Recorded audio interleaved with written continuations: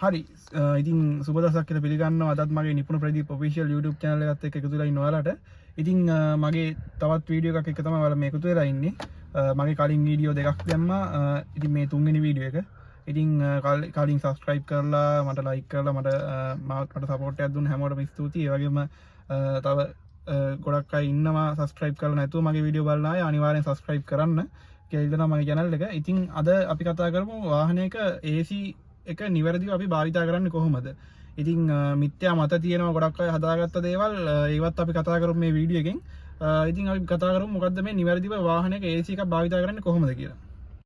හරි මේ වාහනවල AC එක සම්බන්ධව මිත්‍යා මත කිහිපයක් අපි කතා කරොත් ඒ මිනිස්සු හදාගත්ත ෂටර්ස් අරන් ගියාම තෙල් පිච්චෙන එක අඩු වෙනවා. ඒ කියන්නේ AC ඕෆ් කරලා අපි යන තරමට අපේ වාහනේ තෙල් පිච්චෙන එක අඩු වෙනවා. ඒ වගේම AC එකට ගොඩක් AC දැම්මම තෙල් පිච්චෙනවා. ඉතින් මං ගොඩක් අනන්තවත් දැකලා තියෙන පාර යන මිනිස්සු ෂටර්ස් අරන් යන වාහනයක. ඉතින් ෂටර්ස් අරන් ගියාම අපිට වෙන දේවල් අහිතකර බලපෑම් කතා කරොත් එහෙම වාහනේ ඉන්ටීරියර් එක සම්පූර්ණයෙන්ම සවුත් වෙනවා.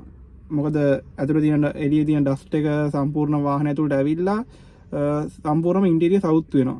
ඉතින් ඒ වගේම තව කතා කරොත් එහෙම ඇත්තටම කිසිම තෙල් ඉතුරුවක් වෙන්නේ නැහැ ෂටර්ස් අරන් ගිහලා. මොකද අපි වාහනයක වේගෙන් ගමන් කරනකොට සාමාන්‍යයෙන් අපි කියමු 60ට වේගෙන් යනවා කියලා.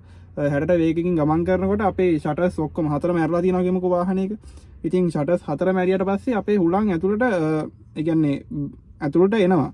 ඇතුළට ඇවිල්ලා බදලා වගේ වාහනේ කියන්නේ අපි කියන්නේ අර ඇතුළට ඇවිල්ලා මේ බදලා වගේ කියන්නේ වාහනේට තව එන්ජින් එකට බලයක් ඕන වෙනවා. ඒක ඒ කියන්නේ අපි දැන් 60ට වේගෙන් යනවා නම් සාමාන්‍ය ෂටර්ස් වහලා තිබ්බහම ඒ හුලඟ ඇතුළට එන්නේ නැහනේ.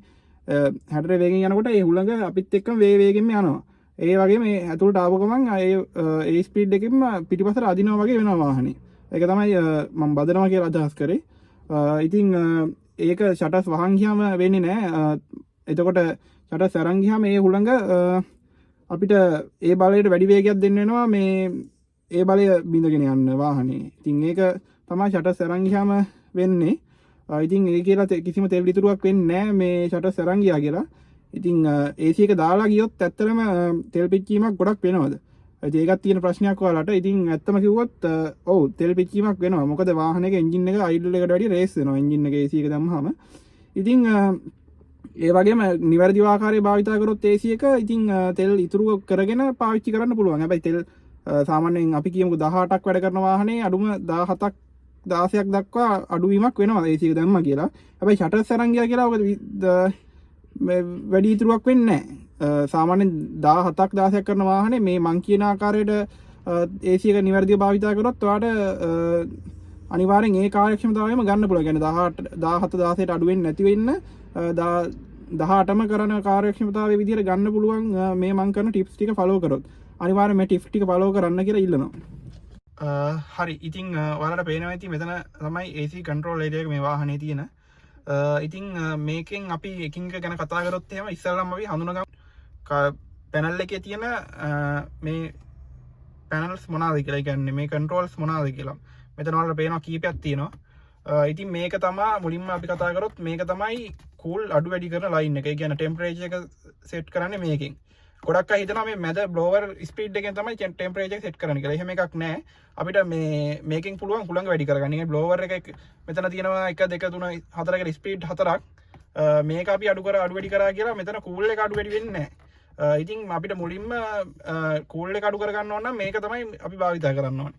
ඉතින් මේක අපි මෙහෙම උඩට කරකැවුවොත් එහෙම කූල් එක අඩු වෙනවා. ඒ කියන්නේ මේක තමයි කූල් උපරිම වැඩි ටෙම්පරේචර් එක. ඉතින් ටච් AC ආපු වාහන වල මේක වෙනස් වෙනවා. ඒකේ ටෙම්පරේචර් ඩිස්ප්ලේ එකක් විදිය පෙන්නනවා. ඉතින් මේවා මැනුවල් AC. ඉතින් මෙහෙම කරකවගෙන ගිහිල්ලා මෙතන මේ රතු පාට ලයින් එකක් වලට පේනවා ඇති. එතන තමයි හීට් එක ඔන් වෙන්නේ. වාහනේ හීට් ලයින් එක අනිවාර්යෙන් මෙතනට ගියාට පස්සේ ඔන් වෙනවා. ඉතින් ඒක තමයි ටෙම්පරේචර් එකකින් වෙන්නේ. මෙතන හීට් එකයි එතකොට කූල් අඩු වැඩි කරන එකයි වෙනවා. ඊළඟට මේක තමයි බ්ලෝවර් එක. ඉතින් මම අර කලින් කිව්වා වගේ ගොඩක් අය හිතන් ඉන්නේ මේකෙන් අඩු වැඩි කරා කියලා මේ බ්ලෝවර් එක ඒ කියන්නේ කූල් එක අඩු වැඩි වෙනවා කියලා වාහනේ. ඒක බොරුවක්.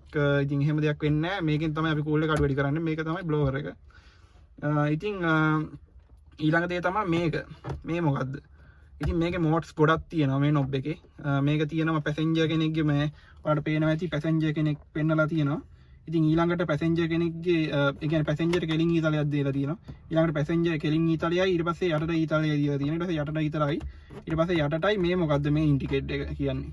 මේක තමයි V screen එකට යන AC එක. ඒ කියන්නේ අපි ඒක ගැන කතා කරොත් එහෙම ඔයාලා දන්නවා Fox බැඳෙනවා කියලා කියනවා. අපි අර වැස්ස වෙලාව යනකොට V screen එකේ Fox බැඳෙනවා. ඒ කියන්නේ මීදුම් වගේ බැඳෙනවා කියන්නේ.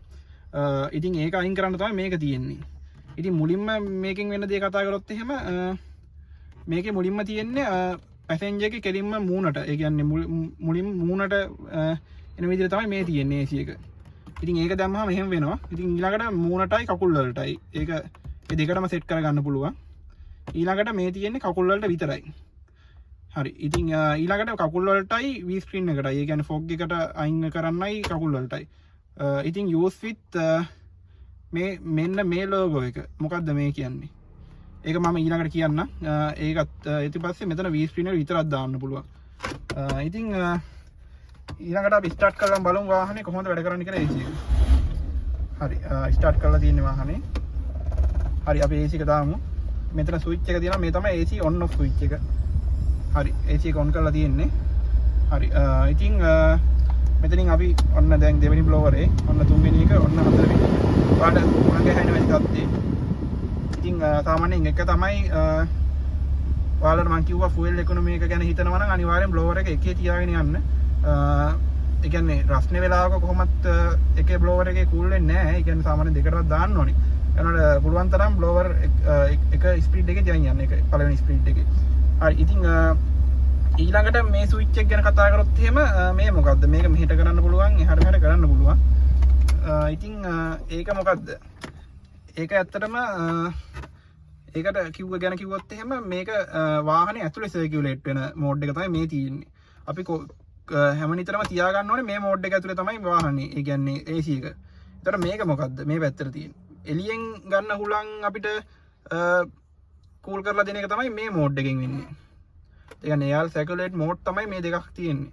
අපිට මේක දැම්මොත් එහෙම එළියෙන් එන හුලං ගන්න පුළුවන්. හැබැයි එළියෙන් ඩස්ට් එකත් ඇතුළට එනවා. ඒකත් මතක තියාගන්න.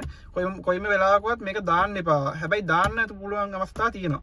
අපි කියමු වැස්ස වෙලාවක ඒ වගේම මුකුත් ඒ කියන්නේ අපි කියමුකෝ ටවුන් ඒරියා වල නම් කොහොමද යූස් කරන්න බෑ මේක. මොකද දුම එහෙම ඇතුළට එනවා අනිවාර්යෙන් මේක ඔන් කරා කියන්නේ.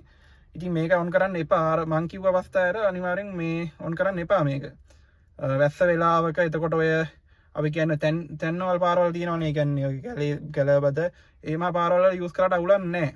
හැබැයි මේ ටවුන් ඒරියා වල මේක යූස් කරන්න ගන්න එපා. මොකද දුමයි ඩස්ට් එකයි ඔක්කොම ඇතුළට එනවා. ඉතින් අනිවාර්යෙන් මේ මෝඩ් එකේ තියාගන්න. හරි. ඉතින් තව අමතර ටිප්ස් එකක් විදිහට කිව්වොත් එහෙම වාහනේ අනිවාර්යෙන් ස්ටාර්ට් කරනකොට AC එක ඕෆ් කරලා ස්ටාර්ට් කරන්න. ඒ වගේම නවත්තනකොටත් අනිවාර්යෙන් AC එක ඕෆ් කරලා නවත්තන්න. මේ ගොඩක් අය කරන වැරද්දක් තමයි ස්ටාර්ට් කරනකොට AC එක ඔන් එකේ ඉග්නිෂන් ඕෆ් කරනකොටත් AC එක ඔන් එකේ තියෙනවා. අනිවාර්යෙන් AC ඕෆ් කරන්න ස්ටාර්ට් කරනකොටයි නවත්තනකොටයි වාහනේ. එතකොට වාහනේ AC එක පැවැත්මට හොඳයි. ඊට පස්සේ තව දෙයක් කිව්වොත් එහෙම වාහනේ අනිවාර්යෙන් AC ෆිල්ටර් එක සුද්ධ කරන්න. ඒ වගේ චෙක් කරන්න සර්විස් එකෙන් සර්විස් එකට සුද්ධ කරන්න. එහෙම කරොත් වගේ AC පද්ධතියත් ආරක්ෂා වෙලා දීර්ඝ කාලයක් පාවිච්චි කරන්න පුළුවන්. හරි. ඉතින් මොකද හිතෙන්නේ මේ වීඩියෝ එක ගැන? අනිවාර්යෙන් මේ වීඩියෝ එක හොඳයි නම් අනිවාර්යෙන් මගේ channel එකට like එකක් දාන්න. ඒ වගේම subscribe කරන්න මගේ channel එක. මගේ වීඩියෝ like එකක් දාන්න. ඉතින් අදහස් යෝජනා චෝදනා තියෙනවා නම් අනිවාර්යෙන් comment එකක් දාන්න. ඒ වගේම ඊළඟට ගේන්න ඕනේ වීඩියෝ මොන වගේවද ඒවා කියන්න. මම අනිවාර්යෙන් ඒවා ඔයාලගේ වීඩියෝ ඕනේම වීඩියෝ මම අරන් එන්න.